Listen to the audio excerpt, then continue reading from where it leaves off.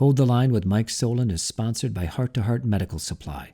Heart to Heart is an American company offering FDA-registered respirator masks at wholesale prices. Heart to Heart offers free same-day shipping, and by using the promo code COVIDSAFE at checkout, you can save 10% off your entire order. Visit hearttoheart.com. That's HART, the number 2, HART.com. hearttoheart.com. CHAZ 2.0. To sweep or not to sweep? That is the question. The lines be drawn here. This far, no farther. This is where we hold them. This is where we fight. We will not go quietly into the night. We will not vanish. Not a fight. Hold the line! Hey, welcome back to Hold the Line with Mike Solon, episode 3. As we delve into the latest and greatest in terms of Antifa, Black Bloc, unreasonable activism, and the community asking for police to intervene in the Cal Anderson Park situation. So what is that current situation? Well, currently what's happening is Antifa, Black Bloc, and whatever type of activist you want to name is occupying Cal Anderson Park. Cal Anderson Park is about a block away from the East Precinct. And if you remember in the summer, sadly the East Precinct was surrendered to the mob of activists. And that birthed the failed experiment of the CHOP/CHAZ situation, where we had, unfortunately, people lose their lives because the police weren't able to police that area because it was being occupied by armed guards who claimed that they were the new version of security and they had their own utopia. Obviously, their experiment of that utopia failed, and we were able to reclaim that area because we had community support where they were begging officers to come in so their quality of life could be restored. Sadly, Black Bloc, Antifa are trying to re-envision or reimagine CHAZ 2.0 in its current form. And they're trying to replicate it from what's occurring in Portland right now with the Red House Autonomous Zone. We'll get into that in just a minute. So just some context. This is the inside stuff I want you to have, an inside lane to, because it's pertinent information that'll give you some clarity and some context to what's going on in the current situation at Cal Anderson. So this past Monday, Seattle Police Department officials met with Seattle Parks and Recreation civilians to brief about the current situation going on at Cal Anderson, because the mayor was asking the Seattle Police Department, and mainly the Parks and Recreation Department, to clear the Cal Anderson Public Park. So Parks and Rec officials meet with Seattle Police Department officials and they brief the current situation. And they actually met with individuals who were claiming leadership at Cal Anderson, the occupied CHAZ 2.0 zone, the Antifa Black Bloc people, and the city officials, Parks and Rec in particular, as the Seattle Police Department was there just as a security element, were met with significant resistance, because the Parks and Rec people were asking the CHAZ 2.0 activist Antifa Black Bloc people to leave the area. They were trying to de-escalate the situation. Well, clearly the Antifa Black Bloc people said no, and the police had to intervene because it became physical on Monday. From what I understand, that there were some pepper spray incidents and some use of force incidents. So we used civilians from the Parks and Rec to go and meet with Antifa Black Bloc people occupying Cal Anderson Park, with the Seattle Police Department in the backdrop for security. Parks and Rec were basically told to leave, that they were not welcome. So we used civilians to go in to try to intervene peacefully, to try to de-escalate, and the unreasonable activists said no. So therefore, the police had to move in because their Parks and Rec people's the safety was compromised, and then we had use of force incidents. So that's to give you some context. Well, right now we've got 50 to 100 activists rioters, demonstrators, protesters, Antifa people, Black Bloc people, occupying Cal Anderson Park. And it's creating an atmosphere in Capitol Hill that it's untenable. We've got community members that are reaching out, asking for police intervention to remove the Antifa Black Bloc people so they can go and enjoy their public park. They pay tax dollars, and they want to be able to enjoy it without this level of unreasonable activism. And if you haven't been paying attention, these people claim that they're standing up for fascism. But yet, if you look at some media reports, whether it's mainstream media as far as local media is concerned, like the usual media outlets that show up with camera crews and reporters, or you look at just independent journalists. And we saw this in the initial phase of CHAZ CHOP in the summertime. Well, CHAZ 2.0 is mimicking the initial CHAZ with people that do not want to have cameras showing what type of activism, what type of criminal activity they're doing. And so yesterday we saw Como reporters have rocks thrown at them, projectiles, because they don't want to be filmed. These activists don't want to be filmed. Antifa doesn't want to be filmed.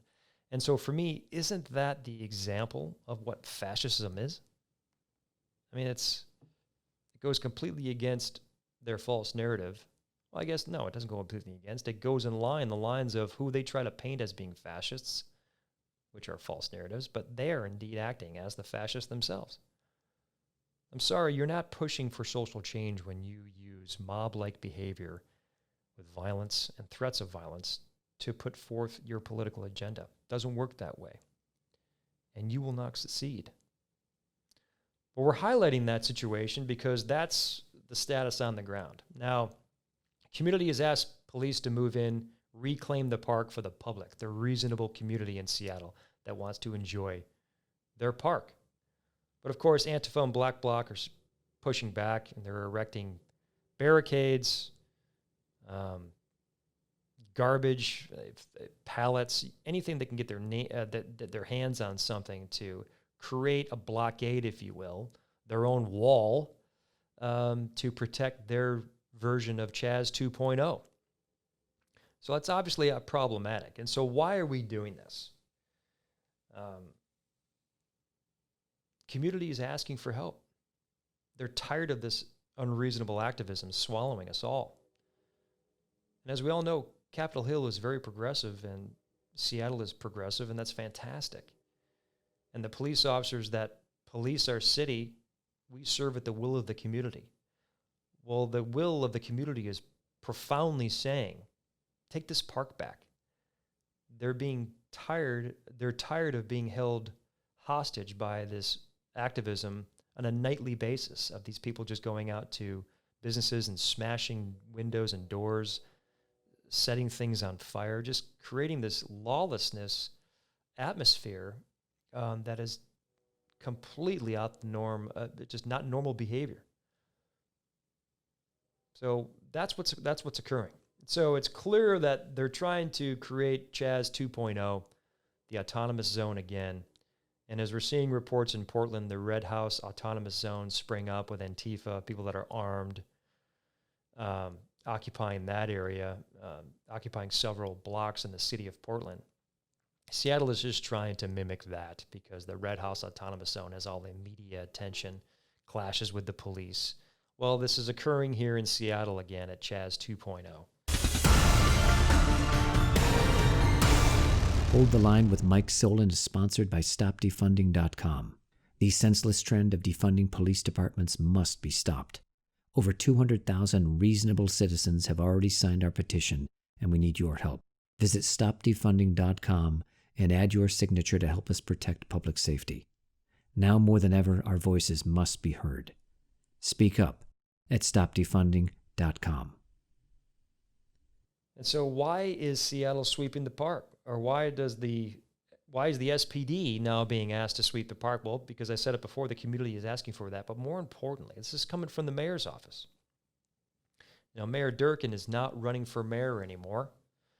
And so she can finally govern without the threat of the mob trying to intimidate her. And she can make decisions without the the aura or the pressure of having to run a campaign to get reelected, because there's politics in this.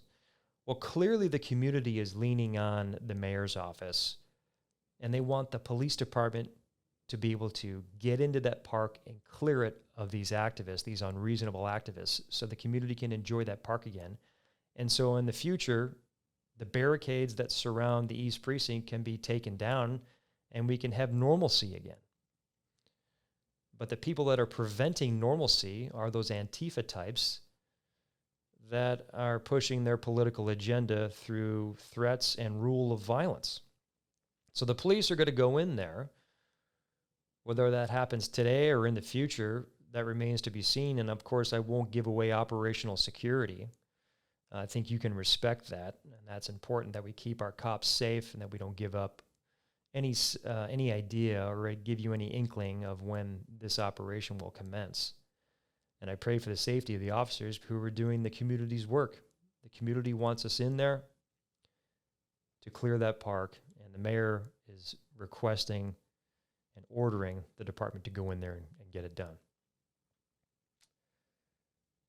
Now, people say, well, she's doing this because she's a lame duck mayor. Well, that's a very derogatory term, lame duck, but we all know that anybody that's not seeking re-election, that's basically the accepted term of somebody that's still in office, that their time is dwindling, and they can govern in the manner that's not as politically astute as they would, I guess, walk. Usually when you're running for re-election, you tread lightly, and you don't want to make too many controversial moves because you might not get reelected. Well, right now, she can make the moves that are reasonable and I think are timely, and she's listening to the community. So that's why she's doing it.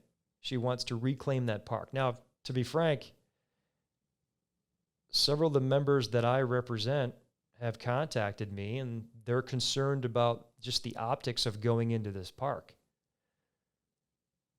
They're worried about their safety, and so are their family members. And we've seen some media reports, particularly on social media, of family members being worried about their health and well-being, and rightly so. But we also have other members that want to go in there and get the job done.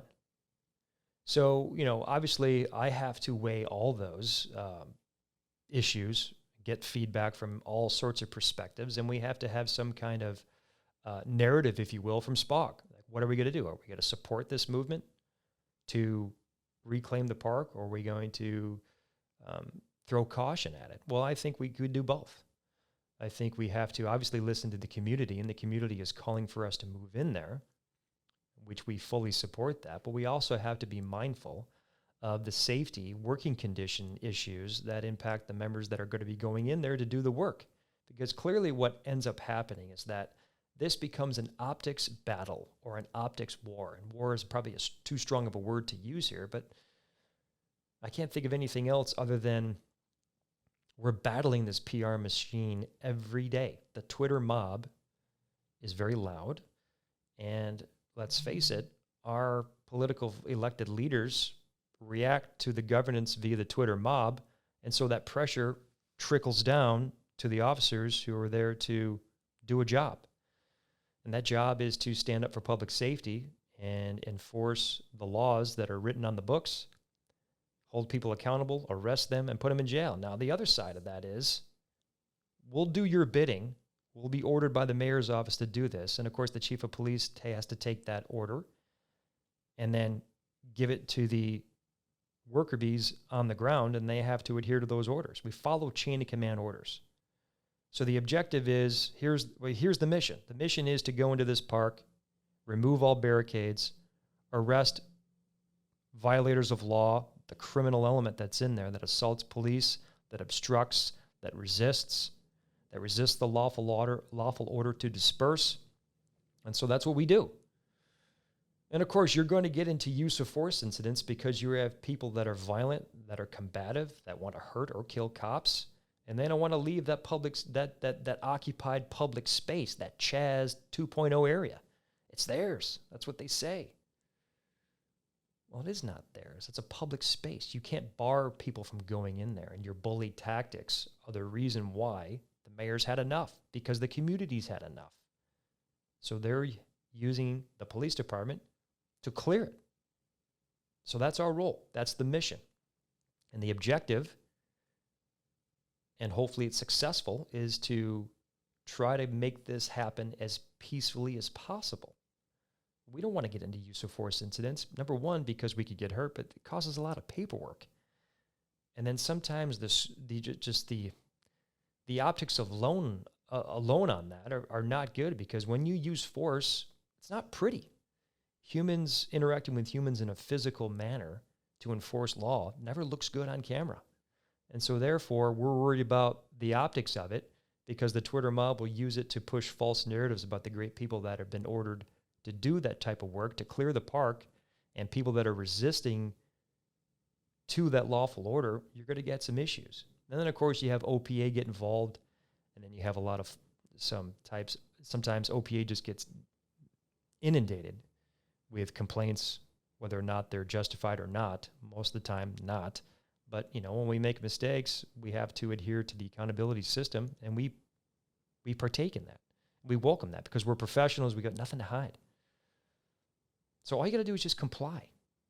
Get out of the park.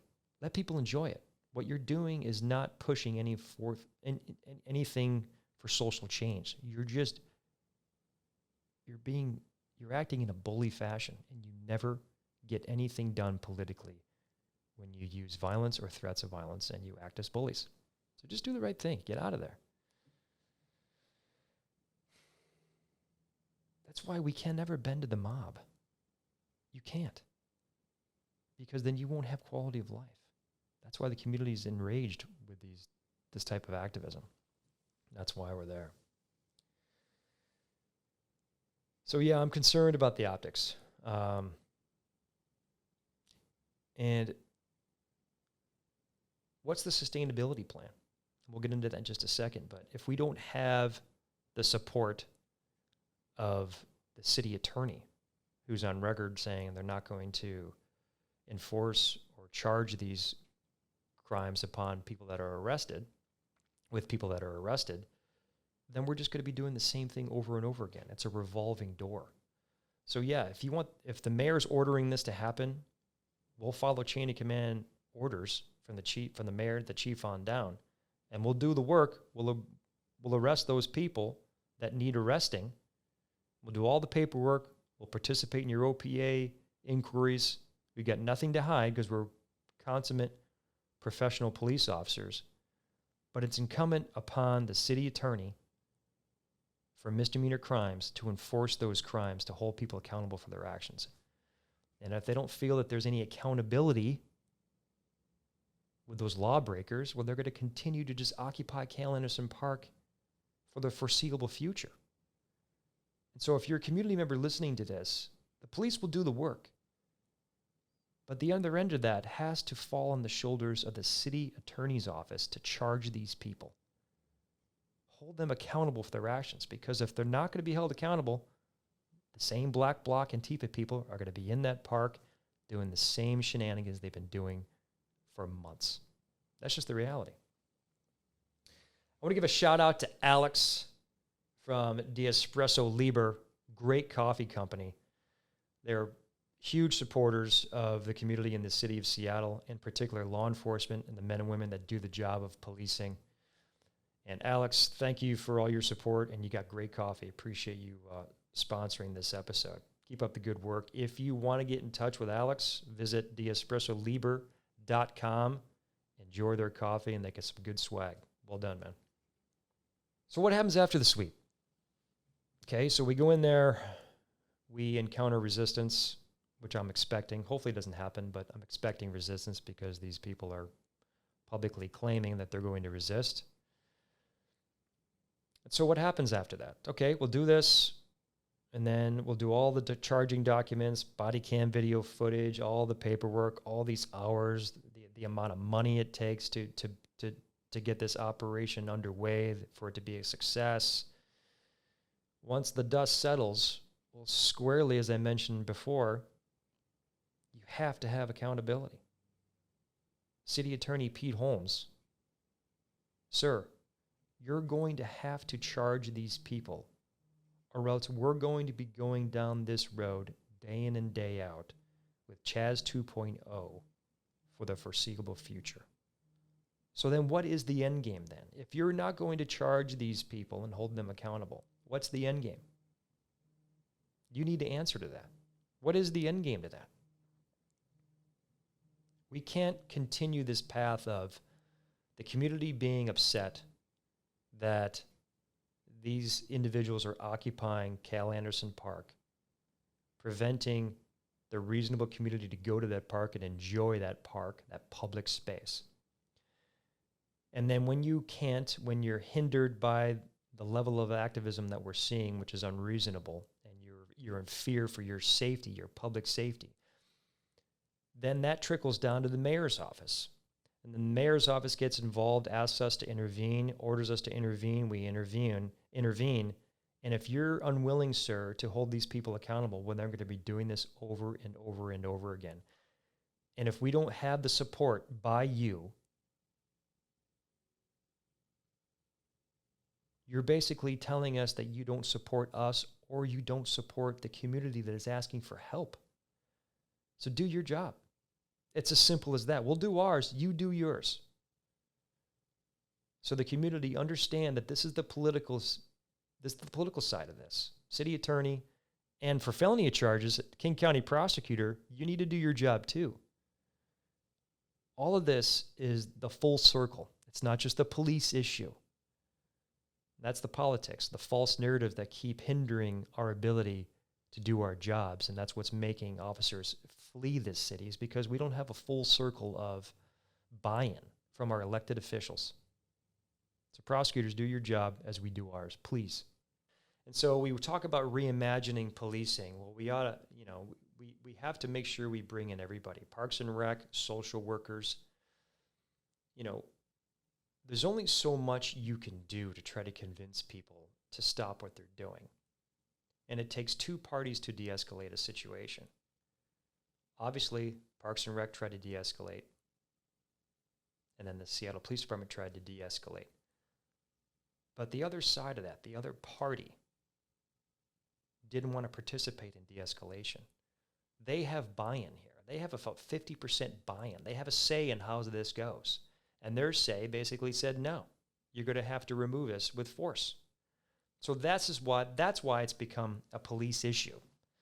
So we tried to use civilians, tried to use social workers, we tried to use other means to remove these individuals without having to go hands-on and enforce the rule of law. But now the police have to intervene because they've occupied the area significantly. They have fortified it. They've brought in pallets, garbage, debris, beds, you name it that you can think of. And they're trying to hinder any type of clearing of that park.